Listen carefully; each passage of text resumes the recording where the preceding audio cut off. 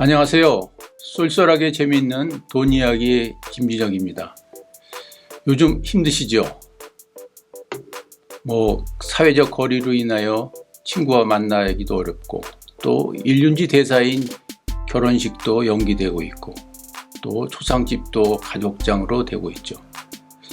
그리고 전쟁 중에도 중단되지 않았다고 하는 예배도 중단되는 초유의 사태를 맞고 있습니다.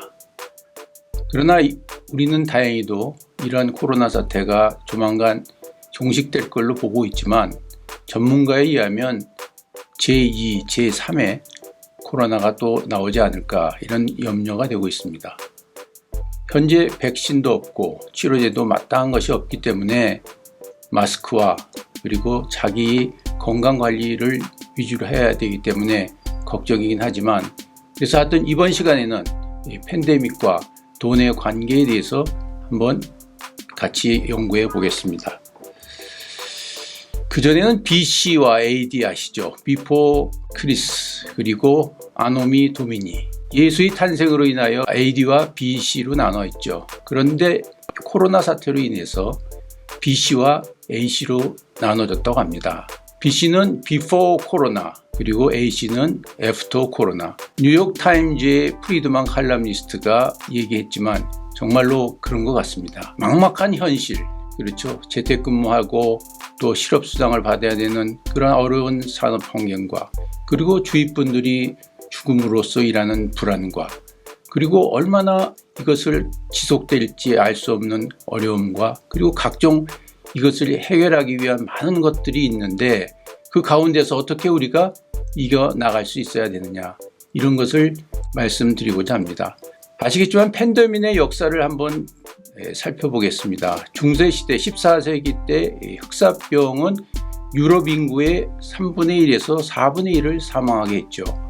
그리고 15세기에 스페인이 중남미를 침공해서 아즈텍 문명과 마야 문명이 있을 때, 그 유럽에 한 사람이 걸렸던 천연두가 그 아즈텍 문명과 마야 문명의 약 100만 명이었다고 합니다. 그 사람들을 몰살시켰죠. 그리고 1918년대의 스페인 독감은 약 5천 명이 사망을 했다고 합니다. 57년도의 아시아 독감은 100만 명. 그리고 비교적 최근입니다만 홍콩 독감인 경우에는 80만 명, 신종 플루는 19,000명, 2012년도에 발생해서 15년도에 종식했던 메르스는 2,500명이 사망한 걸로 나와 있습니다. 그런데 코로나는 현재 290만 명, 조만간 300만 명 넘겠죠. 사망자만 해도 21만 명을 넘는 걸 보면 이제까지의 그 팬데믹과 더 어려운, 더 힘든 상황이 되지 않을까, 이렇게 예상이 됩니다. 그래서 이 팬데믹을 어떻게 극복을 했느냐, 어떠한 태도를 갖고 있느냐에 대해서 까뮤가 지은 패스트에 나온 세 가지 태세에 대해서 말씀드리고자 합니다. 첫 번째는 도피적인 태도죠. 자신과는 상관없는 일이다, 이렇게 얘기하면서 확신했던 기자 랑베르의 태도입니다. 아마 저도 그렇습니다만 대부분의 여기에 속하겠죠. 두 번째는 초월적인 태도인데요. 종교적으로 인간이 죄를 많이 져서 그랬다, 이렇게 해서 빨리 하나님 나라로 돌아와야 되겠다, 하여튼 종교적인 것으로 해석하려는 파놀루 신부의 모습이죠. 그리고 세 번째는 반항과 투쟁의 태도입니다. 아마 까뮤는 여기에 포커스를 맞춘 것 같습니다. 도시에 아무 토박이도 아니었던 사람이 패스트를 이기기 위해서 많은 사람들을 독려하고, 그리고 자원봉사자 그룹을 만든 거죠. 최근에 아마 대구에 내려갔던 봉사자, 그리고 의료인, 그리고 간호사, 그런 분들이 아마 여기에 해당되지 않나 생각됩니다. 까뮤는 이렇게 얘기합니다. 창조된 그대로의 세계를 거부하며 투쟁함으로써 진리의 길에 걸어갈 수 있다, 이렇게 얘기합니다. 위기는 항상 공존하게 되어 있습니다. 아시는 바와 같이 위기는 위험과 기회에 같이 되어 있는 얘기죠. 추락하는 것은 날개가 있다, 이것은 아마 이문열의 장편소설인데요. 그 내용은 오스트리아의 작은 지방의 치정사건을 내용으로 하고 있습니다. 결말은 여주인공이 살해되는 것으로 끝나지만, 그러나 이것은 그 영화화돼서 대종상에 큰 인기를 얻었죠. 그 마지막 소설 부분에 이런 글귀가 있습니다. 인계의 보르크만 바하문의 식기를 인용한 건데요. 추락하는 것은 날개가 있다. 날개가 없이는 하늘을 날 수 없기에 추락한 날개를 보수하고 다시 날 수 있어야 한다. 우리가 아픔을 겪고 고통을 느끼고 산업적으로 어렵지만 그러나 우리가 살아있다는 것으로 인해서 이것을 능히 이겨야 되지 않냐 이렇게 생각합니다. 많은 분들이 읽어보셨겠지만 이 패스트의 까미 이야기의 줄거리는 이렇습니다. 오랑이라는 아주 조그만 해안 도시에 어느 의사가 아침에 출근하기 위해서 병원 계단문을 올라오는데 옆에 쥐들이 죽어 있는 것을 발견합니다. 그래서 관리인을 불러서 이 쥐들이 어떻게 된 겁니까? 얘기했더니 그 관리는 대수롭지 않게 쥐들이 자살을 같이 했나 보죠. 이렇게 넘어갔습니다. 그래서 점심을 먹고 있었던 그 의사는 라유는 다시 나와서 길거리를 가는데 길거리 주변에 쥐들이 죽어 있는 것들을 많이 발견하게 됩니다. 그것이 점점 많아지면서 사람이 죽게 되고 그리고 그 당시 패스트는 보통 한 4일 만에 죽게 되는 거죠.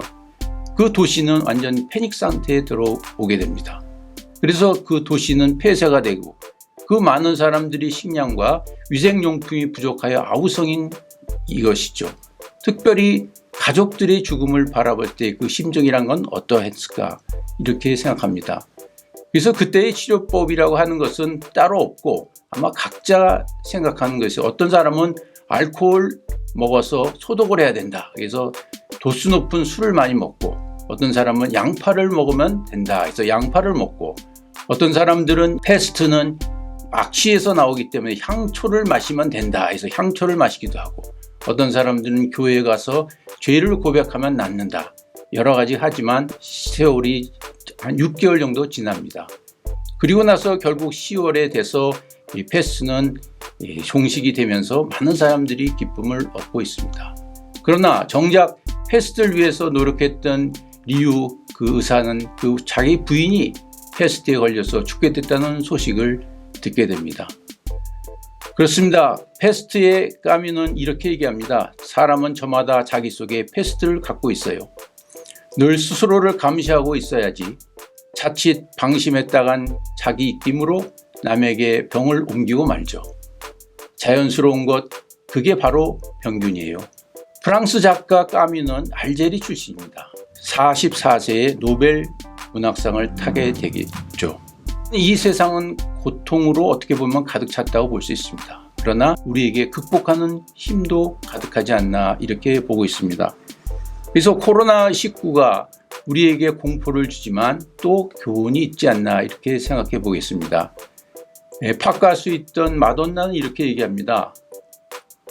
사는 곳은 어디든지 그리고 우리가 돈을 갖고 있든지 가난하든지 그리고 지위가 높든지 낮든지 그리고 나이가 많든지 적든지 이 코로나는 균등하다 이렇게 얘기합니다. 그래서 저는 이 코로나 사태를 보면서 우리가 돈 하지만 사실은 돈보다도 건강이 더 중요하지 않나 이런 것을 더 느끼게 됩니다. 그리고 우한에서 시작했지만 전 세계 216개 나라까지 펼쳐 있는 걸 보면 인류는 하나라 이런 교훈을 얻게 됩니다. 이 코로나19로 인한 팬데믹으로 인한 저 나름대로의 한 10가지 교훈을 찾아보도록 하겠습니다. 첫 번째는 문화, 종교, 직업, 재정상태, 지위 고하에 관계없이 우리 모두가 평등하다. 두 번째는 전 세계가 모두 연결되어 있고 한 사람에게 미치는 영향은 다른 사람에게 영향을 미친다는 것입니다. 세 번째는 미국과 유럽 하면 선진국으로 생각을 했죠. 그런데 우리가 생각한 것만큼 선진국은 아니었다. 네 번째, 그동안 우리에게 사소하게 느꼈던 가족과 가정생활이 얼마나 중요한 건지 알게 되었습니다. 그리고 우리가 그것을 너무나 무시했기 때문에 오늘의 사태가 나오지 않았냐 하는 반성도 느끼게 됩니다. 다섯 번째는 부자가 가난한 사람보다 면역력이 좋은 건 아니죠. 그리고 여섯 번째는 종교는 단 한 명의 환자도 살리지 못하고 오히려 AY와 BI를 통하여 살릴 수 있었다라고 하고 있습니다. 그리고 그동안 축구 스타, 인기 연예인 아주 화려하게 인기를 받았지만 그러나 생명과학자나 그리고 의료 종사자들이 눈물과 땀이 없었다면 어떻게 극복할 수 있겠느냐, 이런 생각을 하게 됩니다. 그리고 8번째는 클라우드와 IT 그리고 네트워크 발전으로 인해서 산업의 형태가 바뀌어 있죠. 재택근무도 하게 되고 또 회의도 축소하게 되고 또 교대근무도 하게 되고, 이래서 산업 환경이 바뀌었다고 보고 있습니다. 그리고 9번째는 인류에게는 재앙이겠지만 그러나 지구에는 우리가 기후온난화로 인해서 경고심을 부탁해 하는 거죠. 미세먼지가 좀 줄어들고 자연이 깨끗해졌다, 이렇게 보고 있습니다. 그리고 우리가 격리되다 보니까 참 고독이 어떤 건지, 우리가 인간관계가 어떤 건지 한번 생각해 보게 됩니다. 유튜브에서 봤는데요, 어느 노인분이 이 코로나로 인해서 병원에 있다가 퇴원을 하게 되었습니다. 그래서 이제 병원에서 그 청구서를 줬더니 그것을 보고서 깜짝 놀라더랍니다. 그래서 그 병원 관계자는 돈이 너무 비싸서 그런가, 선생님 너무 비용이 비싸서 그렇습니까? 얘기했더니 아니요, 난 그거를 충분히 낼 수 있는 돈은 있는 사람입니다. 그런데 여기서 고작 받은 치료라고 하는 것은 산소호흡기랑 염증 치료제밖에 없었는데 한 4천만 원이 나온 거죠.